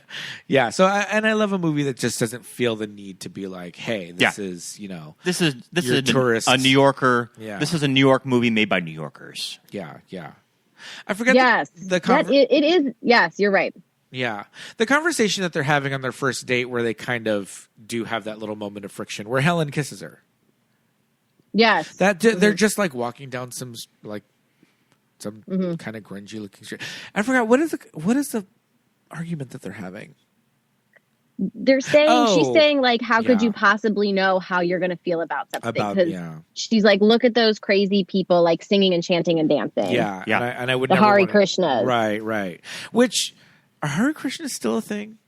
Yes, they're still a thing. They're still here. I'm telling you. That also seems like a very pre 9/11 thing. There are less of them, but they are in the East Village, singing and dancing, taking your money, taking your furniture. They're a cult. Wow. No, absolutely. They are a cult. But I haven't seen them since when I was in college. They were around and they were giving out like the Bhagavad Gita. Like they would give you like a free copy of it for like $1 or whatever. And right. But I was like, and again, this is just still like white people cosplaying something that doesn't belong to them. Like that's what it is. It's like if you ask the Hare Krishnas now, like, hey, where'd your family grow up? They'd be like, Scarsdale, Rye, Connecticut. And it's like, all right, maybe go do something different. But yeah, that's the thing is like, how do you know how you're going to respond to something if you haven't done it? Right. Until it happens. Yeah. So, yeah. So I think, yeah. And again, I don't want to keep bringing it back to this, but Jessica's like the type of person that really has never entertained the idea of being with a woman before. But the fact that she is kind of like, I mean, how could you not be interested in Helen? Just even on a friendship level, of course. Yeah. She's just like, okay, this girl's really cool. She's kind of she's adventurous, she's artistic, she's clearly very beautiful. We're having a great conversation. And then she just lays one on me. Yeah, and she seems to like it at that point. Yeah. Something else I like about the relationship when the relationship is working is the way that they kind of use, like, they're these very femme women, but they're acting very chivalrous for each other. So there's like a lot of like butch energy between them. A lot of like, let me get the door. No, let me get the door. Let me pay. Let me wear the strap on. No, I'll wear the strap on. Even like when they're just like talking about it. And I think there's like a real tender like sweetness to that I really thought was nice. Yeah, I think it's very funny of Jessica to just be like, "Oh no, I'm not going to expect you to wear this, right?" Like, the whole strap on. She's very pragmatic. Yeah. No, I do. Yeah, again, just keep bringing it back. It just seems like these two women know these characters so well, and it just really like, when else do you get the opportunity for a script to have been given this much time and effort, and the two people that wrote it getting to play these roles? I think, maybe. I mean, I can think of just Romeo and Michelle. Yeah. As being another example of that. Yeah.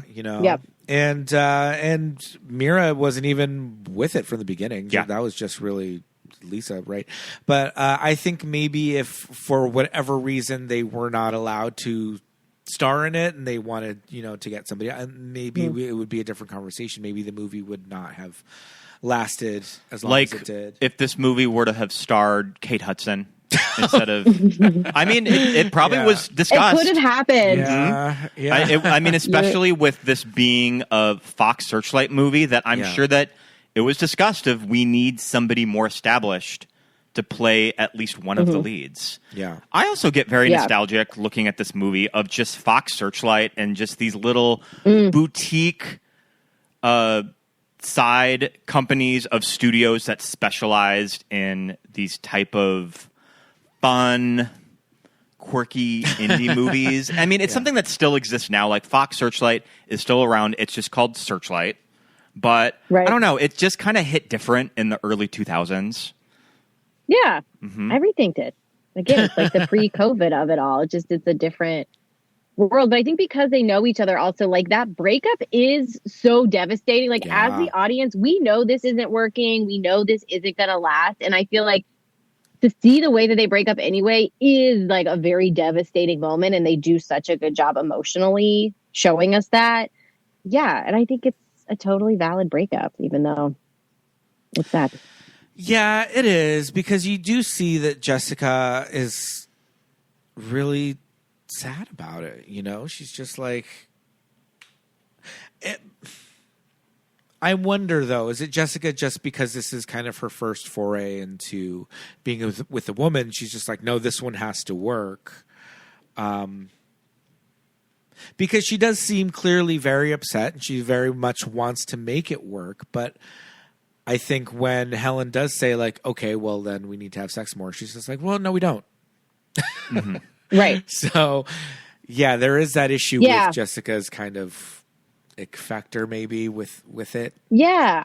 I feel like she loves Helen so much, but I do think it's obviously not in the right way. And Helen is, like, you can be okay having sex with somebody, but that's not the same as like really like yearning for somebody. And I think so much of like queer people's like lore and relationships is about yearning. I think that's an important part of like a lot of queer people's like sexuality. And Jessica just doesn't have that. And that's valid. I think it was like a really interesting conversation. I also think you could probably have two people who've been together for a long time and somebody kind of loses that anyway in a relationship. So like is it okay to then break up because of that? I think it kind of elevates like the importance of sexuality for a woman, which was kind of novel at the time. Like, yeah, they are having sex, but it's not the sex that she wants to have. It's not the way that she wants to feel. And that alone is like valid enough to leave somebody. Yeah. Totally. From Helen's point of view. So, I mean, do we think Helen is exclusively with women moving forward as a character? Probably. Yeah, she's with that. She's rolling around in her red satin sheets at the end with that other beautiful woman. Yeah, that's red true. satin sheets. That always seemed so adult when I was a kid watching So movies. adult. Satin sheets, yeah. Yeah. I've never seen them in real life. I've never seen red satin sheets anywhere in my life. Yeah, you have to go to like I don't even know where you would. What kind of never seen them in somebody's home. What department store would have them? I don't know. Hustler Hollywood. But yeah, I think there's something about this movie. I don't know if it's just the subject matter or just the fact that you've got such a solid script. You've got really great cast in there that, you know, like I said at the top, there's a little bit of a cliche about like late 90s kind of gay movies not really being as, you know, as solid as they could have been. And I think this is really bringing us into the era where it's like, okay, no, we can actually have a really good movie. And this was very fresh when it came out, but I think just the fact that it's also just funny, right? It's also just like, I don't think you need to be a queer person to enjoy it. I think just like your average moviegoer could go in and just really have a lot of great takeaways because it's just a funny, solid script, right? And I think that's why it just had that staying power, or that's why it had that buzz at the time. Yeah. And I think if people could just like, by people, I mean lesbians, just could like disconnect from what you want going into it and just allow it to be what it is. It's such like a tender, funny, snappy film. Just like let it be. Yeah. Again, we get Helen at the end. So like in Dayenu, which is like a Jewish thing where you're just like, you know, it is what it is. We thank God for what we have. Dayenu, we get Helen. Yeah. So, you know, we don't need Jessica for them to be a lesbian at the end for the movie to work. Yeah. Yeah, I think the conversation with women and like, again, like sexual fluidity and, you know, what do you call it? The like scale of like, of sexuality, the Kinsey scale, the Kinsey scale, and are women maybe a little more open to it, than men? Right. Yeah. I think women are allowed to be more open to it than men. Yeah. I think we're all equally curious and wanting and desiring, and I think women have more space than men to explore that. Yeah. Yeah. But what would you say is kind of the main critique maybe from the lesbian community about this movie? The main critique is that like Jessica doesn't end up as a lesbian. I think lesbians feel like we were brought on this whole journey for her to be straight at the end. I think that's the big hang up that people have. I think it's a little reductive in that, like, I see where it comes from. It just comes from, like, wanting to be seen. You sit down as a gay person to see a film, and you're like, yes, I'm seeing a gay film. And then it's like, oh, they didn't actually show me at all. Like, she goes back to being straight. Like, what does that tell me? But I think the film is actually just about, like, openness and exploring yourself and all of those fun things that shouldn't be as serious as they are, and doing something different in your life. Yeah. But I think queer people have such a void for like TV and movies that they get all twisted about this kind of stuff when it doesn't end the way they want it to end. Yeah. See, that's interesting because I kind of felt like maybe any pushback would be from the idea that Jessica, quote unquote, like decides to date a woman. You know, I'm also open with people deciding to be gay or not gay. Yeah. Personally. Because, and not to say it's like, a choice, right? But just to say that, like, we didn't get any setup in the movie of, like, maybe she is, like, open to it. Maybe she is kind of, like, secretly, you know, into women this whole time. We just get kind of like, oh, there's a woman that, you know, is into the same things as me, so here we go. And I thought that would be a little bit more of, like, where the pushback would be. But to hear you say it's more of like, oh no, we just want her to stay gay at the end. That makes a lot more sense too. When I was on Letterboxd, those were mainly the 1-star reviews that I was like that very observation. Okay. That she doesn't get to be a That they lesbian were at like- the end of the movie. Yeah. Right. But she's not a lesbian. No. I don't think there are there are no notes of her harboring anything, because I don't think she has anything to harbor. I think this is a straight woman who went on a trip and then left her journey. Yeah. And I think she comes out better at the end. And I do think we have to kind of like I hope in the future we can just relax a little bit and like, why can we not let straight people take that journey? Yeah. Because even if you enter with 2 gay people into a relationship, that doesn't mean that that relationship is going to work. True. Doesn't mean it's going to last. Yeah. So it's like, what are we gatekeeping? And I think, let people take a gay journey. You want to take a gay journey? Come on over. And she gets a friendship at the end of the story too, which I think I'm kind of a sucker for that, especially in movies when I see women getting along in movies. Like, I love that shit. I love stories about friendship. Totally. And I mean, she ends up with a good friend at the end of the movie. Yes, these are lifelong pals now. They have each other. They've both grown. They've both been changed for the better. I think we're kind of like in an age, and it's like internet social media stuff, where like we're confusing like real trauma and violence with being uncomfortable. Like, let's say someone, a straight person dates you for 6 months and then they go back to being straight. Yeah, that's uncomfortable, but like no violence was committed here. She doesn't write a letter to your workplace in 1955 and out you. Yeah. You didn't lose your job. It's like you were uncomfortable. Yeah. It's okay. And like I said, that is like the gay man's like ultimate like fantasy of like turning the straight guy, right? And if they go back to being straight, then all the better. It's like, no, they're still straight. They're still out there fucking women, but I had them, right? Even if they leave you, it's like that's what everybody wants. So why would you like get mad if it happens? So. Yes. I hear that. I think we're doing too much. Yeah. I love that though. That what you just said right now about like mistaking being uncomfortable. We really are. God. Yeah. No, you're absolutely really right. Getting dark. Yeah, well said. Oh my goodness. A little place to leave it. This movie won the GLAAD award over Y Tu Mama Tambien. That's kind of insane. Like the GLAAD, I think it was like the independent feature award. It won over Y Tu Mama Tambien. Yeah. That's crazy. Wow. That's kind of the power that this movie had on the industry at the time. Yeah.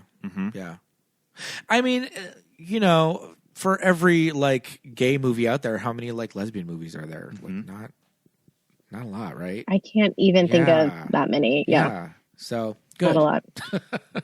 Yeah, let them. Yeah, let them. Let them. Oh boy. Well, probably time to wrap it up. Yeah. Yeah. Oh my goodness. Thank you so much. Yeah, this was so Thank much you guys. fun.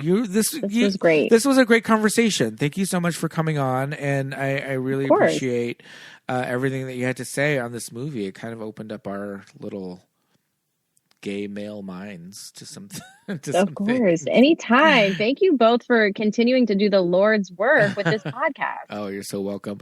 Why don't you talk to us a little bit about some work that you've been doing? We mentioned your essays earlier on. Why don't you talk about that and where our listeners can find you? Listeners can find me. My latest essay collection, Dyke Delusions, is out now everywhere the books are sold. I am on Instagram at Samantha.man05, where I have recently written for Bust Magazine, the New York Times, Vogue. So you can catch me online, connect. That's where I am. Excellent. Thank you so much again. And anytime you'd like to come back on, we would love to have you. This was a great conversation again. And listeners, don't go anywhere. We will be right back Welcome back, listeners. Welcome back. Big thanks to our guest, Sam Mann. That was a fun conversation. I'm glad that we finally got to this movie. Absolutely. Sam had some great insights, and a big thank you to her once again for coming on the show and walking our tiny little brains through Kissing Jessica Stein. That was a lot of fun. I didn't mention it on the episode, but I first watched Kissing Jessica Stein from Netflix DVDs. Yeah. Our video store did not have this movie. Sure. I had to track it down from Netflix. Yeah, it was a small independent movie. It wasn't necessarily a huge blockbuster, so I can imagine. I mean, made almost $10 million. I think for this type of movie, I think a lot of people saw it. Except the patrons of your video store. Yeah, but Netflix, mail-in Netflix, I mean, it's hard to think about a time when that was our option of getting these... Yeah. Getting the internet through the mail. Not the internet, but getting our the movies internet through the mail? Yeah, crazy times. But, they were always there for us when our local shops didn't have what we were looking for. And that's how a lot of us saw some of these movies without having to walk in to the video store and shamefully rent your gay propaganda smut films. Movie about New York lesbians. Like Kissing Jessica Stein. Mm-hmm. Yes, absolutely. All right. Well, Pete, we're adding a new segment to the show. Have we settled on the Weekly Rewind as the official title of it? I mean, sure. I guess. Now, yeah, it works. Mm-hmm. It's time for the Weekly Rewind. What have we been watching this week? What have we been watching this week? We've been watching a couple of things. Let's see. What do you got there, Scott? Well, in between the main episode recording and us doing the sign-off segment, we did go to a movie. We did. Finally saw The Naked Gun. What did you think of The Naked Gun? We finally saw The Naked Gun. Liam Neeson and Pam Anderson. Yeah, I've been waiting to see it for a while. It definitely felt like Seth MacFarlane and the Family Guy crew had a hand in it. You know, I was worried that it was going to be pretty bad. But it was funny. I knew that when this movie was announced with both Liam and Pam and the guy who directed the Disney Plus Rescue Rangers, I knew that we were in good hands. When I Akiva saw Goldsman is the director of this movie. The combination of the director and the cast. Akiva Goldsman is the director of this movie, and he is from The Lonely Island. And like you said, he directed the Rescue Rangers movie, which we both really liked. I think that this. I mean, it wasn't like No, that is the wrong Akiva Goldsman. That's Akiva Schaffer. Akiva Goldsman, the Academy Award-winning writer of A Beautiful Mind. Yes, absolutely. And Batman and Robin. That is the wrong Akiva. Akiva Schaffer is from The Lonely Island, and he directed The Naked Gun. But yeah, I mean, Lonely Island guys are great. Like I said, this movie is not going to change anybody's life. Well, maybe it will. Maybe there's some kids out there that will change a lot of lives. Change their lives, like The Naked Gun. Had some really funny lines. Did with me and my friends. But yeah, it had some funny lines, had some really funny moments. Great to see Pam on the big screen again. I still don't know how I feel about Liam as Frank Drebin Jr. I mean, I kind of think that they were going for just sort of Liam Neeson's filmography of the past 15 years of like Taken, Unknown, just kind of... Of which I've never seen any. He's leading all of these big action movies. So I think it makes sense to kind of have that type of personality would lend itself to a Naked Gun movie. Pam's line of, I write true crime novels based on fictional stories that I make up, dead. Yeah, that was so funny. That was really great. Such a good line. I liked all of the handing off of the coffee cups, all the to-go coffee cups. A lot of good in every commitment scene. to the that bits. was really good. I enjoyed. Yeah, and so I was pleasantly surprised that it was good. I mean, I kind of was hearing good things about it because it has been out for a couple weeks at this point. Yeah. And since you and I are usually like opening day girlies, I was okay to wait on this one though. It's unusual for us to wait this long. Some cameos in there. Busta Rhymes as one of the bank robbers. Who else did I notice that was in there?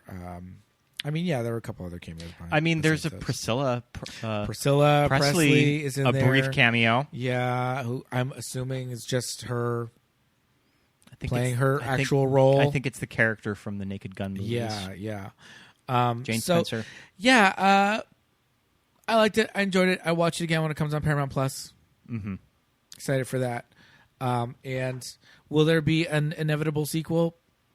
Well, maybe. I think what this movie is going to lead to is we're expecting a new scary movie. They just announced today that Anna and Regina have officially signed on to it. I know it was sort of speculated that they're doing another one. They were probably going to be involved, but I don't think anything had been confirmed. I was seeing official announcements last week. But official announcements that they're back on. Yeah. I think that doing a new scary movie would be pretty funny right now. I think that there's a lot to work with there, especially the A24 horror movie. Yeah, that's what I want to see. I want to see the Wayans brothers do Midsummer or Hereditary or something. Yeah. The I Am Your Mother speech from Hereditary. Yeah, that'd be great. But I think this movie was it was fun. I think we talk about there's just not a lot of studio comedies, mid-level comedies being released nowadays, and it's just nice to see one. And the thing is, I mean, people are spending upwards of $20 on a movie ticket. It's like, when I spend over $20 on this? Well, we have the AMC pass, so I'm glad I saw it. I'm glad I saw it in the theater. I recommend it. It was funny. There was a bit in there that was definitely a good Family Guy, extended cutaway scene. But it was funny. It played in live action, and I think it would have played on one of the animated shows. But I think it was a good entry. I mean, I should say this. The Naked Gun and her sequels were definitely diminishing returns. I was going to say the first one's funny, and then the second one after starts another good, and then by the ending, I'm like, oh boy. And 33 and a half is just they probably run turkey. Just shy of 80 minutes long. I'm not sure of that, but maybe they could. But maybe they just feel longer because they're not as great. But yeah, from the files of Police Squad. Yeah, 33 and a third is an hour and 23 minutes. 83 minutes. 2.5 is... I mean, these movies don't need to be longer than 90 minutes. 2.5 is 85 minutes. Which I kind of love. Wow, when I saw that runtime, I'm like, 85 minutes, love it. This is crazy. Mm-hmm. Yeah, Naked Gun and 2.5 are both exactly 85 minutes. And 33 and a third is 83 I mean, minutes. I just sat through a 2-hour and 45-minute movie yesterday. I went to Eddington. I had been putting this off for most of the summer. I said, you go see I that by wasn't sure if I was going to see it because, I mean, I had a pretty good idea of what it was about. I mean, Ari Aster. I did not see Beau is Afraid. You never saw Beau is Afraid? I never saw Beau is Afraid. I remember I had IMAX tickets to it, and I canceled them because COVID. I opened... And I just didn't want to sit through a 3-hour movie after work. Oh. Because I felt like I probably would fall asleep or couldn't pay attention, and I just never got around to it. Sure. But I checked out Eddington before it left cinemas, because I think that this is probably the last week that it's playing in Los Angeles. It was in the teeny mall theater at the Burbank Mall. Yeah. Which is like seeing a movie in a studio screening room. Yeah. The one that's downstairs. No, not the one that's downstairs. The one that's upstairs. The one that's upstairs. Those are even. That's where we saw Red Rocket. We saw Red Rocket there and Mafia Mama with Justin. Not Mafia Mama. Mm-hmm. But remember Mafia Mama? I remember Mafia Mama. Oh my God, Tony. Mm-hmm. I enjoyed it. But yeah, I am maybe a little undecided on Eddington. I think that I gave it 3 stars on Letterboxd because I do think that there's really interesting things that are going on in that movie. And so for those not familiar, can you give a brief plot explanation Eddington, of what it's about? It's Ari Aster is essentially making a movie about the trauma of 2020. That this is a New Mexico town in the middle of COVID. This is summer of 2020. So COVID, lockdown, Black Lives Matter, and this small New Mexico town is losing its goddamn mind. Yeah. And we're getting rival mayor campaigns. One from Pedro Pascal, who owns a bar, is on city council. He is running a re-election campaign, and Joaquin Phoenix is the town sheriff who is running against him. Kind of on a anti-mask campaign to kind of challenge all of the COVID lockdowns. Right. But yeah, I mean, this movie's a lot. It's 2 hours and 45 minutes. Oh, boy. It goes into some crazy directions that I am not quite sure how I feel about, but I'm glad that I watched it. Okay. I don't think this is a movie that you would like. No, at I all. very much At all. After I saw that trailer, I was like, There is I will be there skipping is that. sort of You can go by there's yourself. a direction that the story takes that it kind of held my interest. Like I think that it piqued it. Yeah. Like I wasn't really wild about the first hour of the movie, and then something Right. big happens, Right. and I kind of got a little more invested. Right. So You also know my feelings on Joaquin Phoenix. you don't like Joaquin Phoenix? I don't. Did you care like for Hereditary? Joaquin Phoenix. I did like Hereditary. Okay. I feel like I liked Hereditary. I didn't love it as much as most people did. Mm-hmm. Sometimes Ari Aster can kind of be up his own ass with these movies. And Much I like think Joaquin. that you're really seeing it on full display here. Sure. Of like, look at who we are as a society. Oh. And it kind of goes after both the right and the left in this movie. It kind of cuts right down the middle. Yeah. But I'm glad that I saw it. Take that 4.5 years ago, us. Mm-hmm. Okay, well, I'm glad that you watched it and you had thoughts about it because, as we all know, art is subjective, and we're not here to criticize your art. Oh, thank you, Boulay Brothers. I did have to do a Google search about where the remains of Geronimo are. Oh, And it's a mystery. No one knows. I don't know. They're in Ari Aster's movie. So in the Ari Aster cinematic universe, Eddington has they found them? the remains of Geronimo. Geronimo. Can we not sing? Is that song canceled too? I don't know. Maybe. Probably. Oh, goodness. Okay, what else have we been watching So this week? we watched it shortly after we recorded this segment last week, and we mentioned it a little bit on this discussion. The And Just Like That finale. Just what like more can we that add ended. to this fucking show? Yeah. I am extremely disappointed with the way this terrible show ended. Now, we are of the camp that a lot of people are, I think, in that we do not think that this show has good writing. We do not think that this show is honoring the legacy of the original series in any way, and we're very upset with it.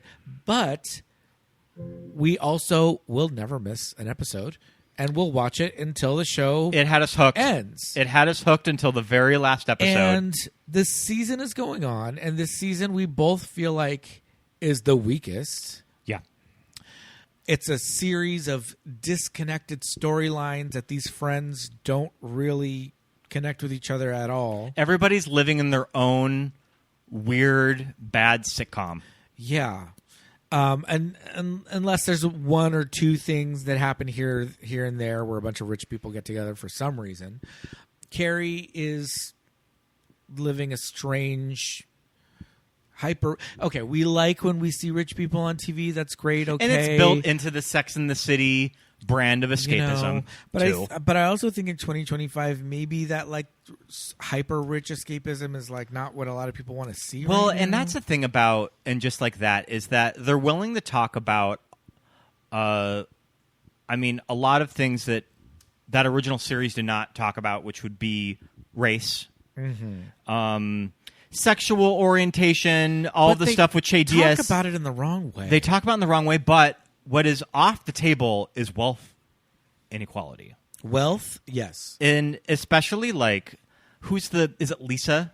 Who's Lisa? She's the documentarian and her husband's running for LTW. comp controller. Yeah. There's some weird throwaway lines of the middle class cost us the election.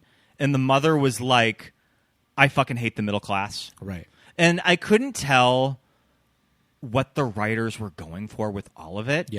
Yeah, I don't know. But what I will say is it really feels like, I would say right before the last two episodes, 3 episodes, they made this announcement, this stunning announcement. I think it was it's time. We've right decided, when the third to the last was airing. We've decided to wrap up the show. We just didn't want to tell anybody, and this was our choice and our journey, and blah, blah, blah. The show's reached its end, and I don't know what. I think that is a pack of lies. It feels like they got canceled. This season does not wrap up as a season, much less as a series. There's loose ends everywhere. It's completely unsatisfying as a viewer.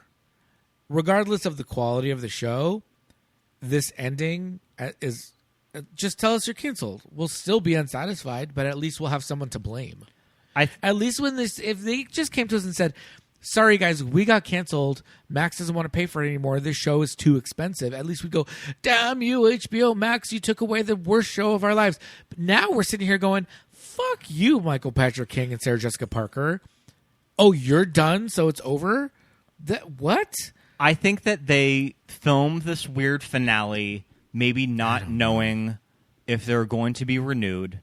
They gave it a weird open-ended ending. Yeah. That I guess that they could end it right there if they wanted to. Yeah. I do think that HBO probably just looked at the price tag of these episodes. I think it probably got pretty good numbers for them. I think it too. did. I think people watched it. Everybody was but talking maybe about it. just Max was just sick of hearing about how awful the show was. Too. And that's fine. And if it got canceled, that's too bad. But I think them sitting around saying like, oh no, we decided. No, you didn't decide. This is bullshit. And if you did decide, then this ending that you gave us is terrible. Yeah, I don't really know who and Just Like That was really made for, because, I mean, realistically, this should be fans of Sex and the City. This should be for the legacy fans that have been with Carrie and the girls the entire way. Yeah. But all the fans and viewers of this show wanted is that we wanted to see all of these great actresses together talking. And we very rarely ever saw that. No, Just they Like didn't That. hang out together a lot. They did in like ones and twos. But if it was ever the 3 of our core girls, yeah, it was few and far between, and it didn't feel satisfying because they had these big overarching stories that, again, didn't really go anywhere or didn't really go anywhere interesting.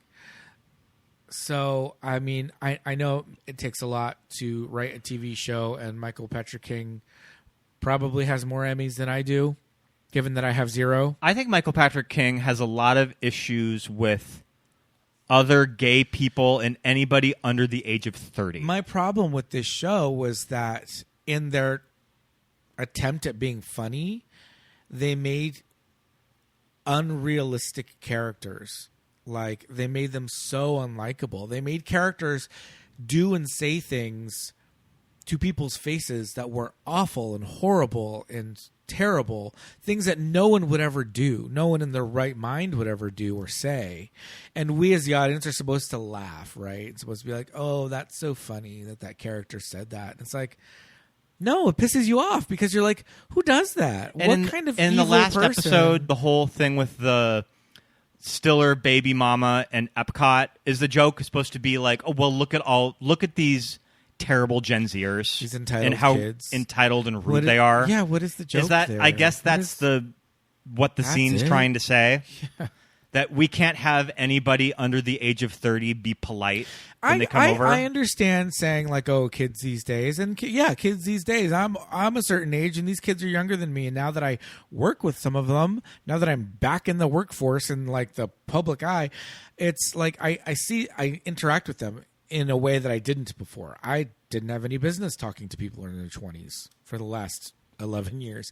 Now that I do, I'm like, wow, you all are crazy. But they're not like this.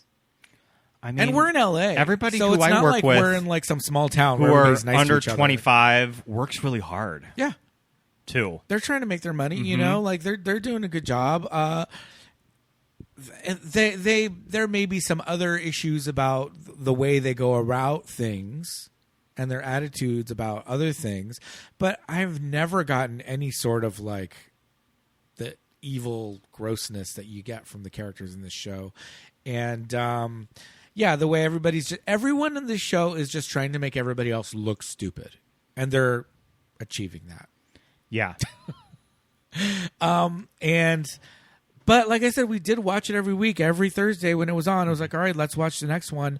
And I am upset that it ended the way it did. Yeah, and especially in this last season of that every single episode ended, and we would both look at each other and be like, what a weird episode. Weird episode. And, I was thinking this week of that this show is about women in their 50s and 60s, and what do you have if you're a woman of that age? Who do you have in pop culture to like look up to? Right. Or what is your portrayals in media? Right. And what kind of a unique opportunity and just like that had to really capture that with women today? Yeah. And I think it's kind of an epic fail. Squandered opportunities. There could have been a lot of right. unique opportunities to portray older women on this show and make it fresh and funny. And I think that everybody involved was just really half-assing everything. Yeah. That I don't think anybody really cared when they went to work.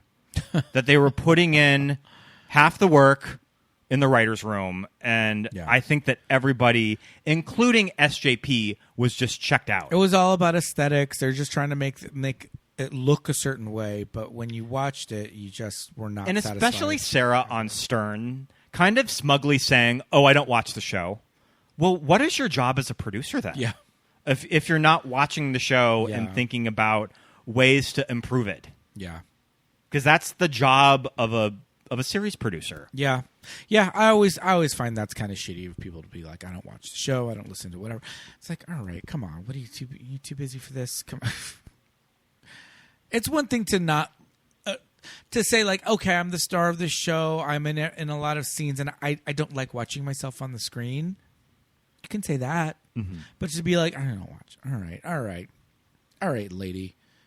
Let's get it together.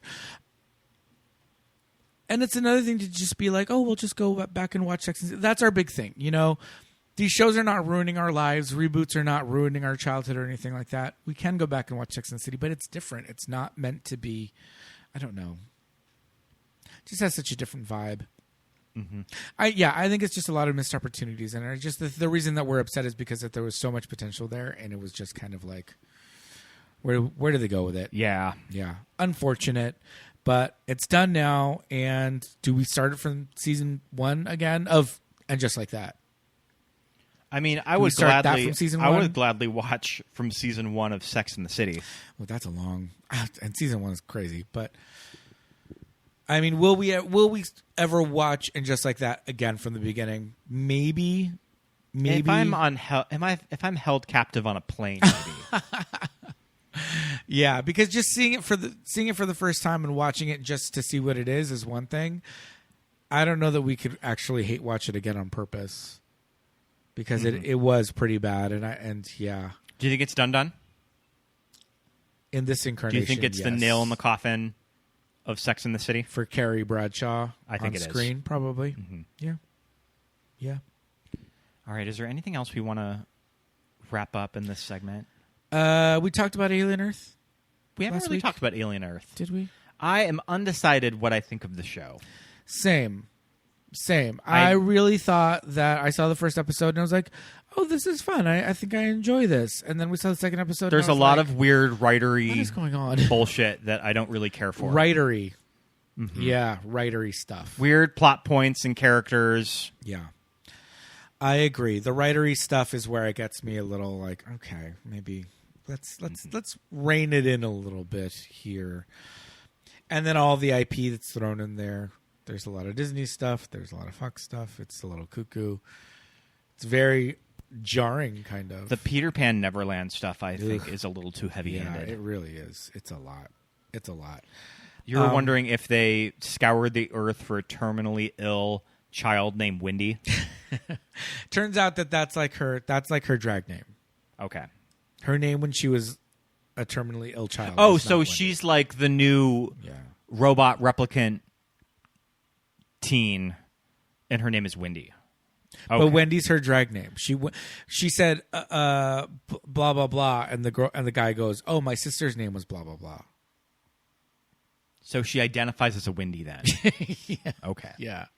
Like when they wake up as like their new Cylon replicant incarnation, they get a Lost Boy name. Okay. Which is gotcha. corny as hell. And that's why there's like a Toodles and all the rest of the Lost Boys. Yep. Heavy-handed. I want to keep going though because I do like the alien stuff. I like seeing the xenomorphs. I want to see the new kind of creatures that we see. Timothy Olyphant's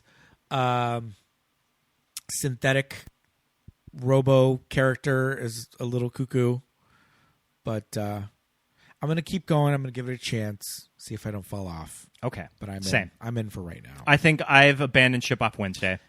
Oh yeah, you're done with I Wednesday. can't keep watching it. I watched 2 more episodes. I'll finish it, but I'm not super like, oh my god. It's fine. So yeah, I think does that wrap up our I think that does weekly rewind? All right. Well, thank you guys for sticking around for that part. But I think now it is about time for Patreon shoutouts. Time for some Patreon shoutouts. Thank you again for sticking around to the very, very end. We want to say thank you to all of our wonderful patrons, including Christopher, Callum, David, Chava, Laura H., Ronnie, Matt, Carla, Leah, Megan, Rachel, Andrew, Stephen, Leah, SB, Brian, Sarah, Mark, Deja, Amy, Erica, Anna, our friends at Hetty, Drew, Andy, Kate, Pep, Roberto, Daisy, Kelly, Chrissy, Laura, Thomas, Lori, Brenna, Jess, Lawrence, Lisa, Alexis, Thomas, Millie, Ted, Benny, Melanie, Susan, Paul, Jamie, Drew, Genevieve, Dawn, Josh, Aaron, Nick and Shannon, Christine, and Rufino. You guys, thank you for being patrons. A lot of fun stuff on the Patreon this summer. We are right in the middle of our summer series. We're watching the logo year episodes of RuPaul's Drag Race. So we're probably 4 past of the those. middle. Yeah. We'll probably do about 2 more of those. 2 more, yeah. So that is at the $5 level, the summer series. Also at the $5 level, you will get the TV shows that keep us gay. Indeed. Where we watch a TV show every month and talk about it. Yes, indeed. We're working on our August episode right now. We're making the final planning for that, and that should be out towards the end of the month. I think it'll be vaguely back to school themed. Yes, that's what we're thinking of. So stay tuned for that at $5. And at the $10 level, you get all of that plus a Watch With Us commentary track. Over 50 in the back catalog where we watch a movie, record a commentary as we're watching it, and you can sync up our commentary track to the movie so you can watch it with us babbling on in the background. Go ahead and rate, subscribe, share, Yes, do all that fun stuff. Yes, indeed. We're on Apple Podcasts and Spotify. Write us a review, give us 5 stars, do all of that, and go follow us on all the socials. We're at Movies That Made Us Gay on Instagram. Most active there. Yes, indeed. That is our most active platform. We're on Blue Sky and all the rest, but Instagram is where we really engage with all of our listeners and followers. You can follow our personals if you like. My name's Peter. I'm at Peter Lasagna on Instagram. Scott Youngballer on Instagram, and follow my letterbox. Thank you so much for listening, everybody. We'll see you next week. Bye. Bye.